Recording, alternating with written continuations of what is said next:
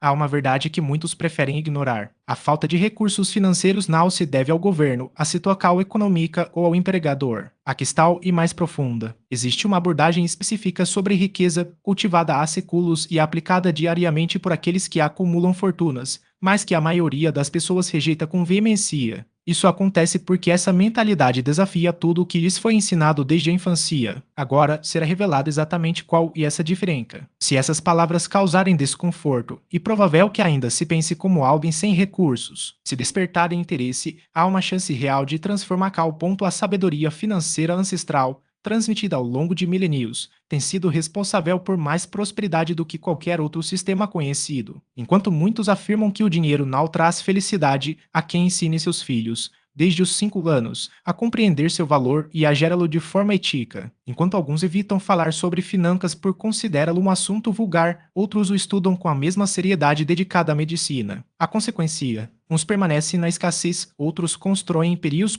Na tradição judaica, a pobreza não é vista como virtude, mas como uma falha de responsabilidade. Acredita-se que o propósito da existência não é apenas sobreviver, mas prosperar. E justamente essa perspectiva que faz toda a diferença. Uma crença comum entre os menos favorecidos e a de que o dinheiro é algo negativo, que os são corruptos e que a riqueza dificulta o acesso a uma vida plena. Essa ideia é repetida desde a infância. No entanto, a sabedoria financeira ancestral ensina algo distinto. O dinheiro não é bom nem ruim. Ele é uma ferramenta e seu impacto depende de quem o utiliza. Um antigo ensinamento diz que quem não ensina um ofício ao filho, na verdade, o prepara para o caminho da desonestidade. Isso significa que a pobreza não é um sinal de virtude, mas de negligência. Os princípios de prosperidade não idolatram o dinheiro, mas também não o condenam. Entende-se que ele é uma forma de energia, de liberdade, uma maneira de cumprir um propósito sem estar preso às necessidades básicas. Quando se observa figuras históricas, como Abraão, que acumulou riquezas em gado, prata e ouro, não se questiona sua moralidade. Ele era abençoado porque usava seus recursos para servir a um propósito maior e ajudar os outros.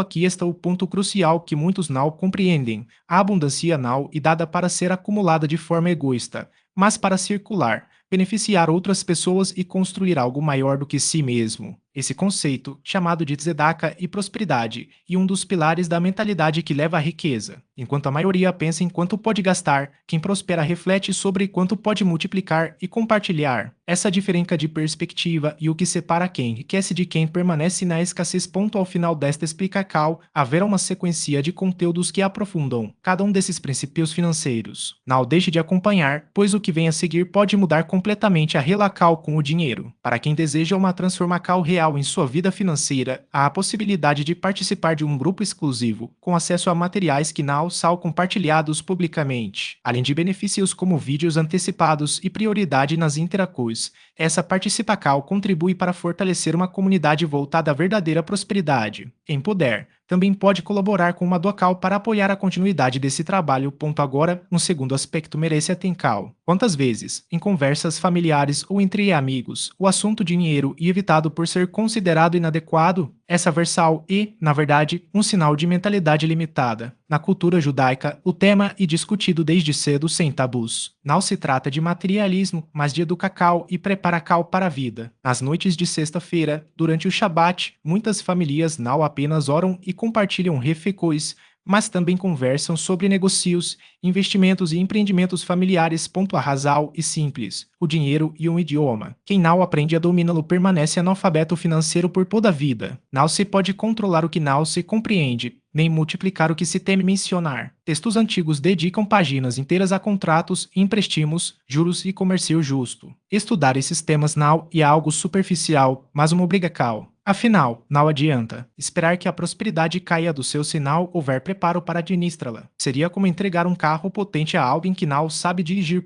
Enquanto muitos preferem ignorar o assunto para não parecerem ambiciosos, quem prospera sabe que evitar o tema e manter-se na ignorância. E a ignorância financeira é a raiz de todas as formas de escassez. Um exemplo prático ilustra bem essa diferença. Warren Buffett, um dos homens mais ricos do mundo, disse certa vez que, se não encontrar uma forma de ganhar dinheiro enquanto dorme, trabalhará até morrer. Essa ideia não é nova. Há 2000 anos, um conceito semelhante já existia, chamado de o dinheiro trabalhando para você, não o contrário. A pergunta que deve ser feita é: Quando foi a última vez que se estudou finanças? Quando se leu um livro sobre investimentos? Quando se conversou abertamente sobre como aumentar os rendimentos? Se a resposta for nunca ou há muito tempo, já se sabe o motivo da situação atual. E aqui surge um ponto importante. Quantas pessoas assistem a esse tipo de conteúdo em segredo, com receio de que alguém as veja buscando aprender sobre prosperidade? Se for o caso, é hora de assumir que não há vergonha em querer melhorar. Esse é o primeiro passo para a mudança. O terceiro princípio e o mais difícil de aceitar, pois expõe uma armadilha em que a maioria vive. A maioria das pessoas recebe o salário, paga as contas, compra o necessário e o desnecessário e, se sobrar algo, talvez guarde. Quase nunca sobra. A abordagem judaica é exatamente oposta. Aplica-se o princípio de separar uma parte dos recursos antes de qualquer gasto. Essa é a chave para sair do ciclo da escassez. Alcança para nada e por isso mesmo nunca sobrava. Um dia, assistiu a uma charla sobre princípios financeiros ancestrais e ouviu algo que o abalou. A generosidade não é um ato de perda, mas de expansão. Mesmo sem entender completamente, decidiu aplicar o princípio. No mês seguinte, quando recebeu seu salário, separou 10% para doar, algo que, a Tintal, considerava impossível. Não tinha lógica, mas o fez mesmo assim.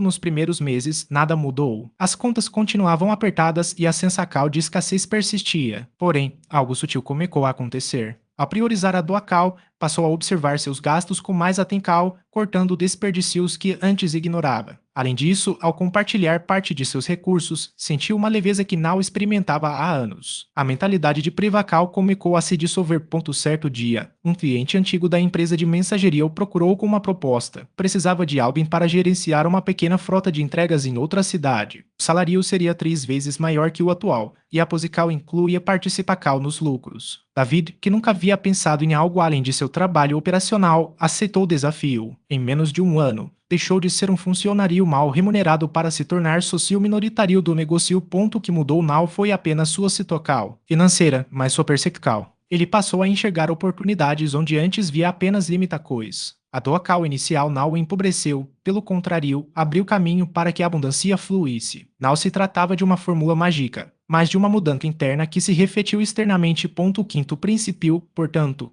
não se resume a dar por dar, e uma declaração de confiança na ordem natural das coisas. Quando alguém age com generosidade, não está abrindo mão de recursos, mas sinalizando ao universo ou à sua própria mente que há mais do que o suficiente. Essa postura atrai não apenas recursos materiais, mas também conexões, ideias e possibilidades que, de outra forma, permaneceriam invisíveis. A mentalidade de escassez, por outro lado, funciona como um bloqueio. Quem acredita que os recursos são limitados age de forma defensiva, acumulando pouco que tem por medo de perder. Essa postura, porém, reforça a própria realidade que tenta evitar. A pobreza não é apenas uma condição financeira, mas um estado de espírito que se retroalimenta. No Talmud, há uma passagem que ilustra bem essa dinâmica. Quem dá com alegria, recebe com abundância. Não se trata de uma promessa vazia, mas de um princípio observável. A generosidade genuína, não aquela motivada por interesse ou obrigação, cria um ciclo virtuoso. Ao compartilhar, a pessoa se liberta da prisão do egoísmo e se abre para receber de maneiras inesperadas.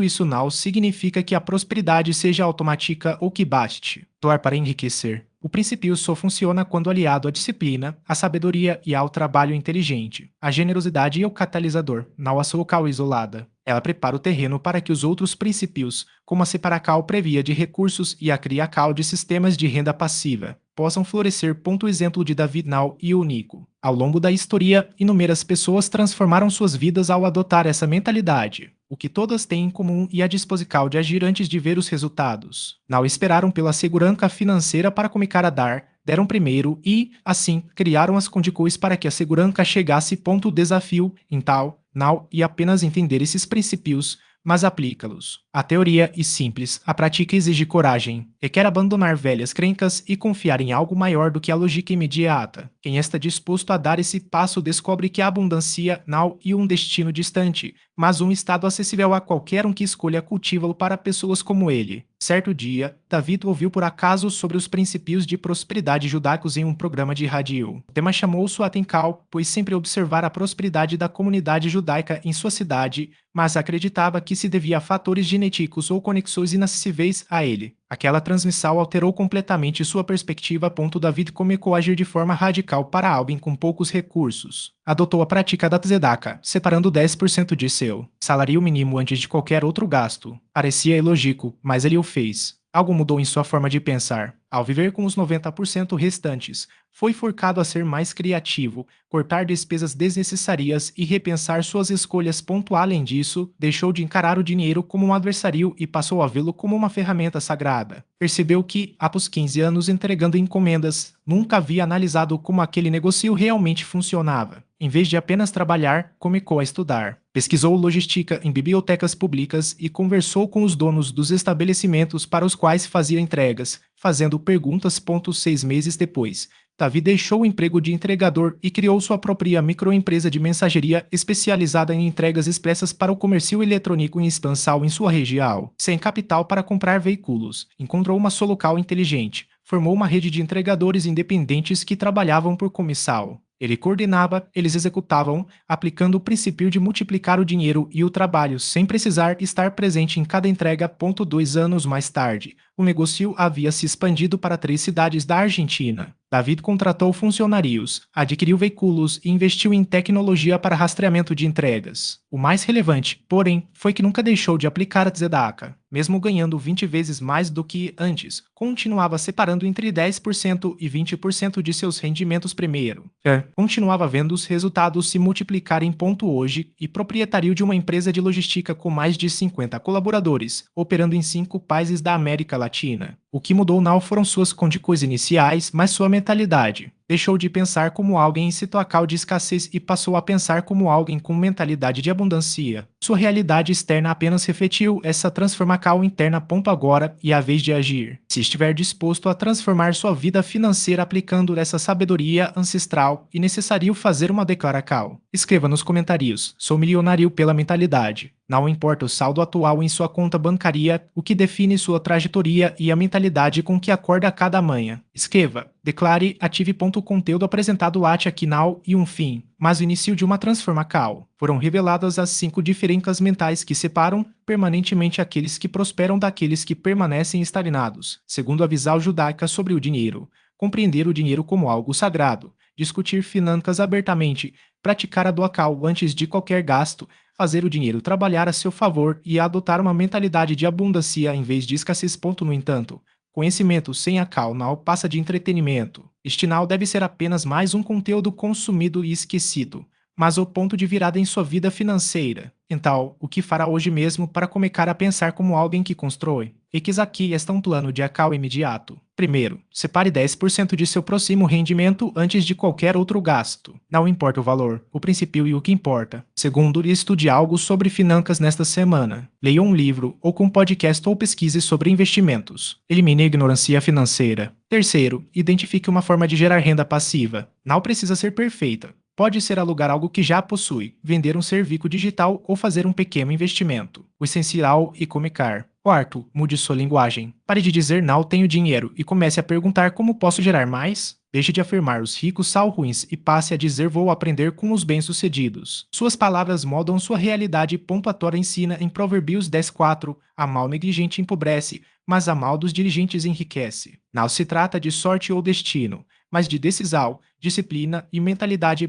Para aprofundar ainda mais esses princípios e ter acesso a conteúdo exclusivo que ajudará a transformar sua relação com o dinheiro, há a opção de integrar um clube de membros deste canal. Os participantes recebem vídeos com antecedência, material exclusivo, prioridade nas respostas aos comentários e contribuem para a formação de uma comunidade de prosperidade. Há também a possibilidade de apoiar o canal por meio de doações para que essa sabedoria continue sendo compartilhada. Agora e hora de agir. Escreva nos comentários: sou milionário pela mentalidade.